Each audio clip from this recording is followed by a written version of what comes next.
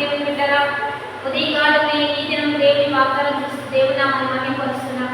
ప్రియానికి దేవుని బిడ్డలందరూ ప్రత్యేకమైన వందనాలు. దేవుని బిడ్డరా, మీ అందరూ బాగున్నారా? సంతోషంగా ఉన్నారా?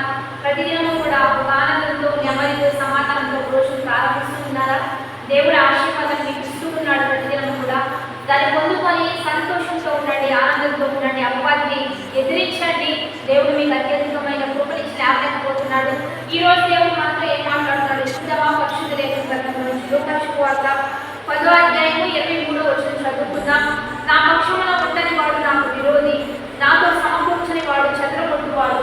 ఈరోజు దేవాది దేవుడు మనతో మాట్లాడుతున్నాడు. నా పక్షమున ఉండని వాడు నాకు విరోధి, నాతో సమకూర్చని వాడు చెదరగొట్టువాడు అని దేవాది దేవుడు తెలియజేస్తున్నాడు. దేవుడున్నారా, ఈరోజు ఎంతమంది దేవుని పక్షాన ఉన్నారు?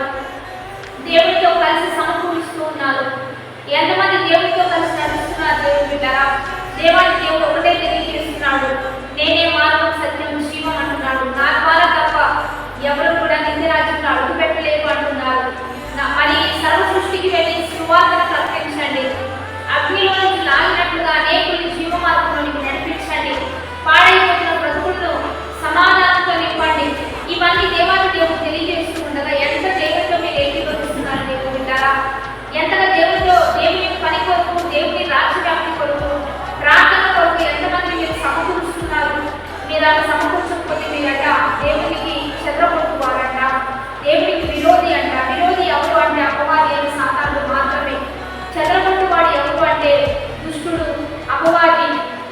వీడు మాత్రమే దేవుడు వింటారా. వీడితో మీరు ఏకీభవిస్తున్నారు. వాడు ఎక్కడ ఉంటాడో మనము కూడా అదే పరిస్థితులకు వెళ్ళిపోతాం. నశించి నరకానికి వెళ్ళిపోకుండా ఉండాలంటే ఈ భూమి మీద దేవుడిని ఏ తలాంతి ఇచ్చాడు, ఏ మహిమ ఇచ్చాడు? తలాంతులు లేకుండా ఈ భూమి మీద ఎవరిని దేవుడు పంపించిన దేవుడు వింటారా.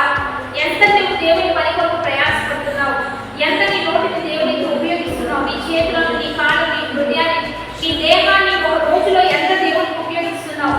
వస్తున్న ప్రాంతంలో ఆరాధనలో ఎంత కలుస్తున్నావు? లేకపోతే ఈ వస్తున్న ఈ వాగ్దానాన్ని ఎంతమంది షేర్ చేస్తున్నావు? దేవుడు వింటారా, ఒక్క మాట అంటే చాలా మంది ఏమంటారంటే నాకు అది లేదు, ఇది లేదు, నా వల్ల ఇది కాదు, అది కాదు, నాకు ఏది రాదు, ఏది చేత కాదనే మాటలు చెప్పి తప్పించుకుంటూ ఉంటారు. దేవుడు బిడ్డరా, నయమానికి కుష్టి రోగం వచ్చినప్పుడు ఇశ్రాయేలు చిన్నది ఏం చేస్తుందంటే ఆ కుష్టి రోగాన్ని బట్టి ఎలీషా ప్రవక్తను పరిచయం చేస్తుంది. ఆమె ఏం చేయదు, చిన్నదే నాకెందుకులే అని వదిలేదా, నాకేమీ లేదని, నా వల్ల ఏమీ కాదని తన తప్పు చేసి కూడా ఒక చిన్న పరిచయాన్ని చేసింది, ఒక ప్రవక్తను పరిచయం చేసింది. ఎన్నో సంవత్సరాలు తనకు ఉన్నటువంటి భయంకరమైన కుష్టి రోగాల నుండి తనను విడిపించింది. యోర్దాను నదిలోకి 7 మార్లు మునగగా తన కుష్టి రోగం అంతా పోయే విధంగా స్వస్థత. ఎంతో సంతోషం, ఎంతో ఆనందం కదా. ఒక వ్యక్తిని రక్షించిన గొప్ప బిడ్డగా ఆ బిడ్డ మిగిలిపోయింది. ఈ రోజు ఎంత దేవుని పెట్టారా మీరు దేవుని పరిచయం చేస్తున్నారు? దేవుని ఒక మాట చాలు కదా, ఒక చిన్న సలహా చాలు కదా, ఒక చిన్న షేర్ చాలు కదా. ప్రార్థనకు వస్తున్న, ఆరాధనకు వస్తున్న ఒక్క మాట ఎవరైనా వేదనలో ఉంటే, ఆదరణ లేకుండా ఉంటే, ధైర్యం లేకుండా ఉంటే, నలిగిపోతూ ఉంటే, కృంగిపోతూ ఉంటే, స్వస్థత లేకుండా ఉంటే వారిని దేవుని యొక్క నడిపించడం మన బాధ్యత కదా. దేవుడు అదే అంటున్నాడు, మీరు నాకు విరోధంగా ఉంటే మీరు నాకు విరోధి, ఎవరినైనా సమకూర్చకపోతే చెదరగొట్టువారు మీరు అందరూ అని దేవుడు తెలియజేస్తుండగా ఈ రోజు నుంచైనా దేవుని పని కొరకు మనం కష్టపడతాం. నీకు ఇచ్చిన తలాంతు దేవుని కొరకు ఉపయోగించు, అనేకులు దేవుని యొక్క నడిపించు.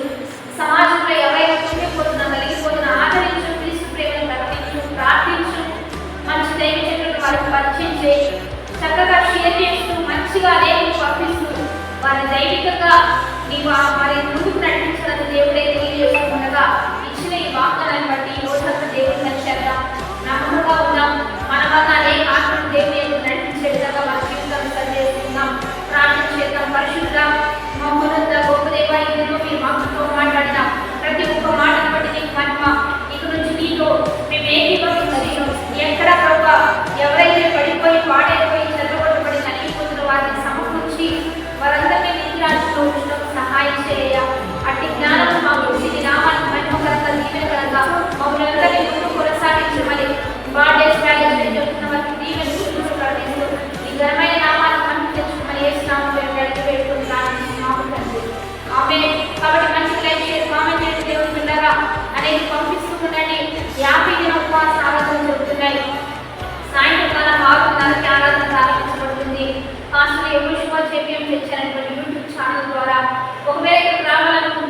మరి రాణి పట్టణంలో జేపీఎం మినిస్ట్రీస్ యొక్క చర్చి ప్రాంగణంలో ఈ ఆరాధన జరుగుతూ ఉంటే మీరు కలుసుకోండి. ఖచ్చితంగా దేవుడు మీకు విడుదల ఇవ్వబోతున్నాడు.